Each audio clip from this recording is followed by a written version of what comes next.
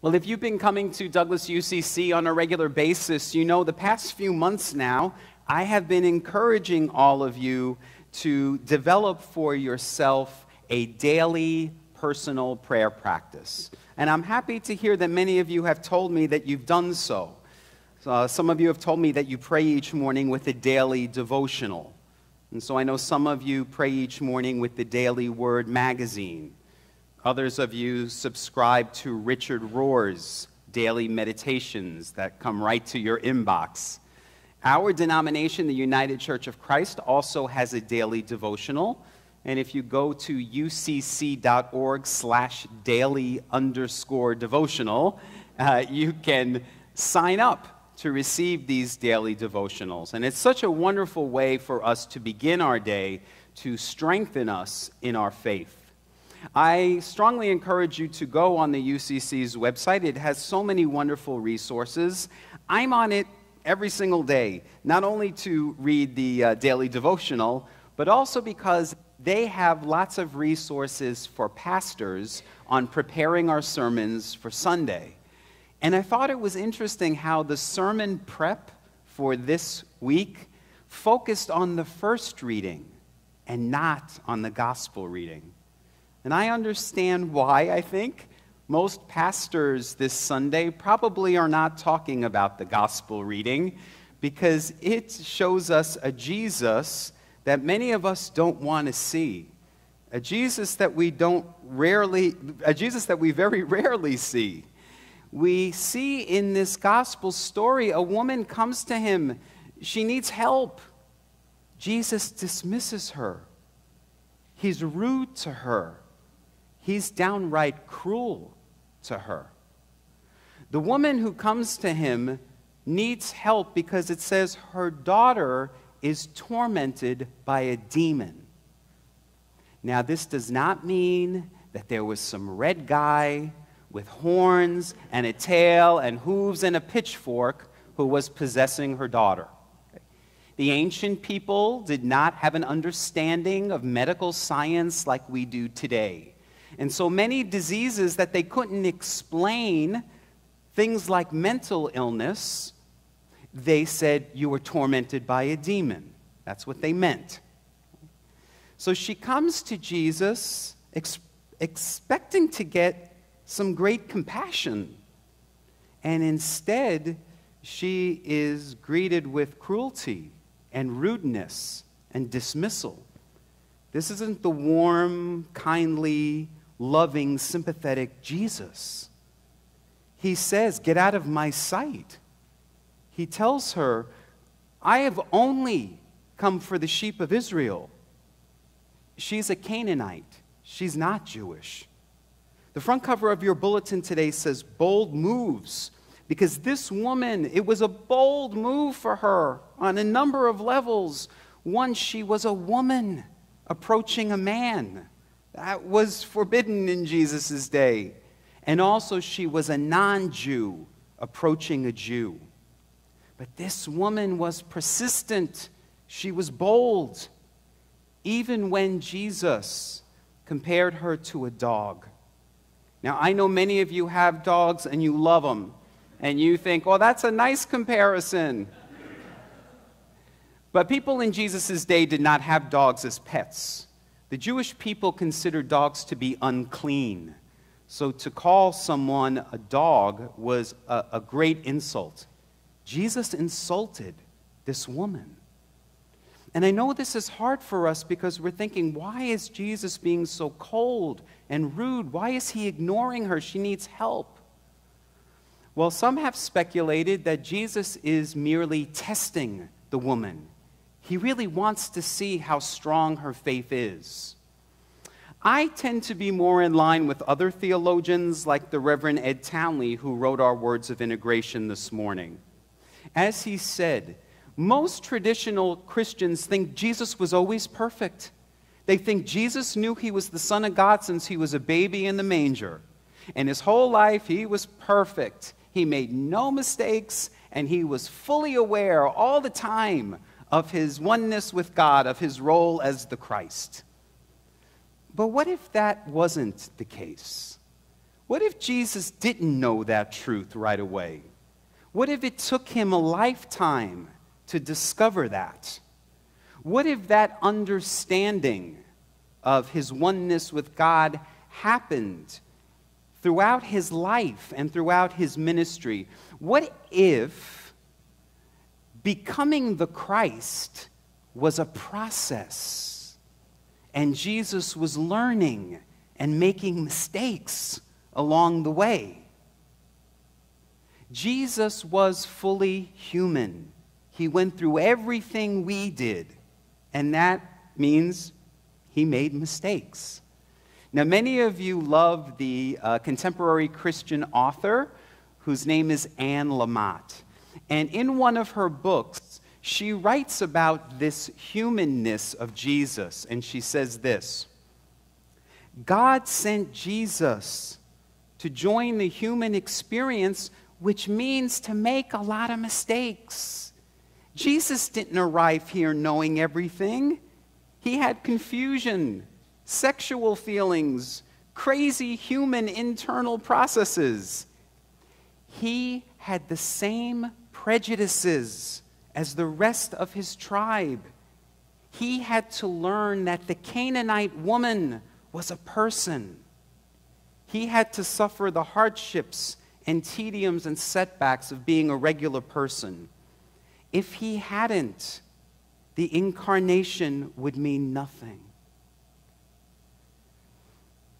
Jesus was fully human, and maybe it was the persistence of that non-Jewish woman who wouldn't be dismissed, who wouldn't be silenced, who helped transform Jesus' heart and mind. After this experience with the Canaanite woman, Jesus shares his message and his healing with all people, Jews and non-Jews, women and men, rich and poor. Maybe the Canaanite woman's persistence is what convinced Jesus that the kingdom that he was creating was for all people. It's a possibility and something to consider. And I love that. Now, the title of my homily today, as you see in your bulletin, is called "Nevertheless, She Persisted." And some of you, of course, are very familiar with that phrase. It became very popular this year. Earlier this year, Senator Elizabeth Warren was speaking on the Senate floor, and she was speaking against the confirmation hearing of Jeff Sessions as our Attorney General based on his very poor record of civil rights. And as she was speaking, she read aloud a beautiful letter written by Martin Luther King's widow, Coretta Scott King. And as she was reading, the Senate leader, Mitch McConnell, silenced her. And he later said, "Senator Warren was warned, she was given an explanation, and nevertheless she persisted." Okay? And as I was praying with this gospel today, that came to me about the Canaanite woman. I thought, she was warned first, get out of my sight. She was given an explanation, you're not Jewish. I only came to give my food to the children of Israel. And nevertheless, she persisted. She didn't give up. And because of that, she transformed the heart and mind of Jesus. And therefore, she changed the world. It's an amazing thing to consider. And through her persistence and her strong faith, she was able to work a miracle. Her daughter is healed. She worked the miracle, not Jesus. Did Jesus take credit for the healing? No, he wasn't even there. He says to the woman, "Woman, your faith is great. Let it be done to you as you believe." It's the woman's faith that brought about the healing in her daughter, and even the healing that took place in Jesus. Now, I know, as I said at the top of the service, that even though many people in this room are people of strong faith, the things that are happening in our country and the things that are happening in the world might really discourage us. They may weaken our faith. We may be fearful, worried. We may be in despair. The Canaanite woman reminds us to persist and be strong in faith, even though we feel dismissed and ignored and silenced. It is why, to me, prayer is so important. I call the chair where I meditate each and every morning my recharging station. Because when I'm depleted, I plug in to that power of the divine. That strengthens me. That's where I find my strength. And oftentimes it's what I read in my daily devotional that's exactly what I need to hear when I go to prayer and worry and fear and despair. It's exactly what I need to encourage me and to strengthen me and to make me keep moving forward.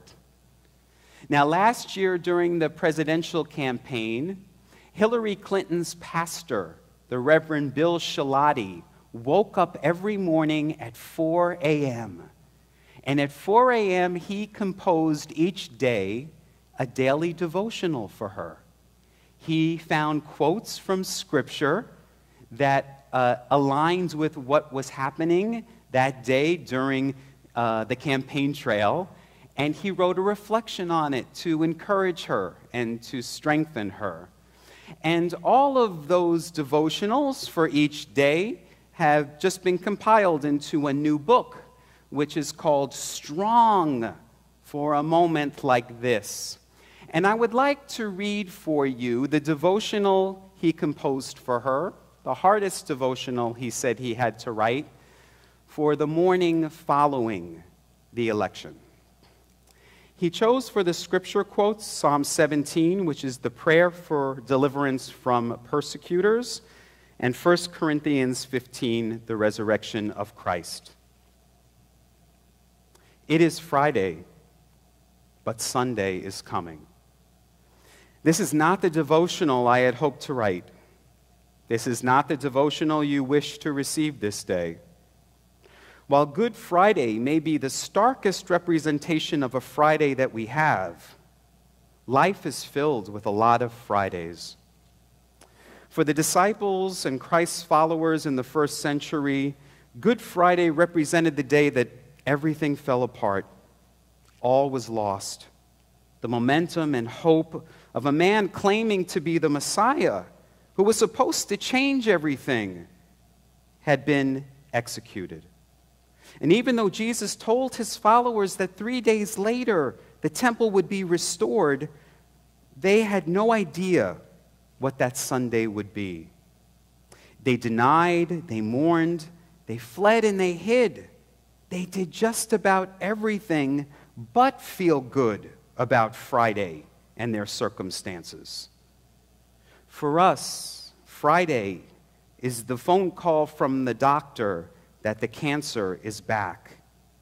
It's the news that you've lost your job. It's the betrayal of a friend, the loss of someone dear. Friday is the day that it all falls apart and all hope is lost.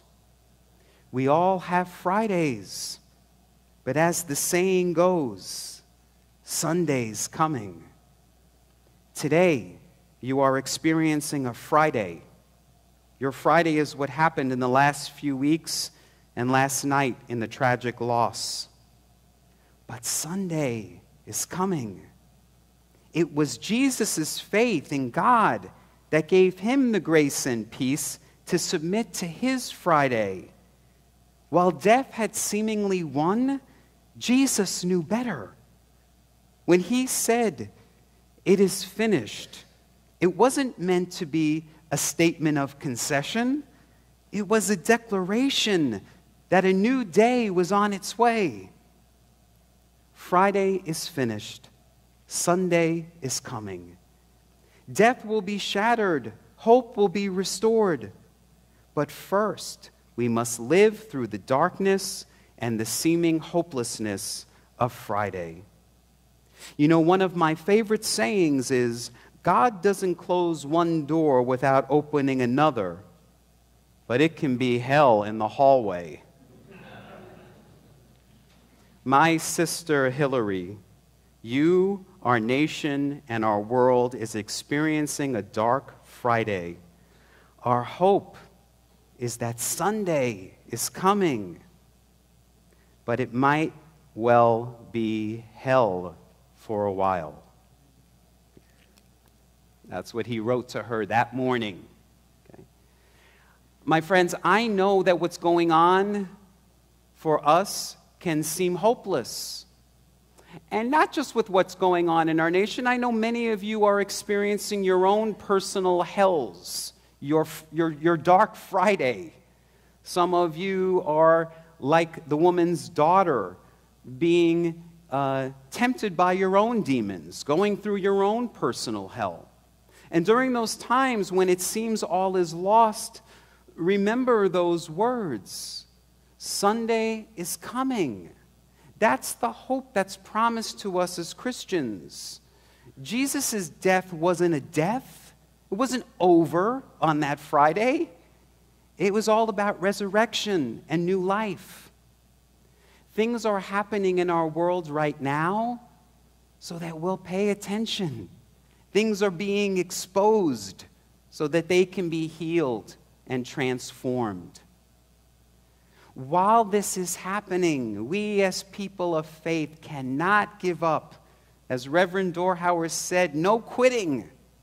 We must be strong and persist in our faith. And so I'd like to leave you with the words that Paul wrote to the Corinthians. They were among the very first Christians, and they were being persecuted because of their faith. And Paul wanted to encourage them. And so his daily devotional for them, if you will, is in 1 Corinthians 16, chapter 13. He says to them, "Be awake, be strong, be courageous, stand firm in your faith, and in everything you do, do it with great love." Namaste.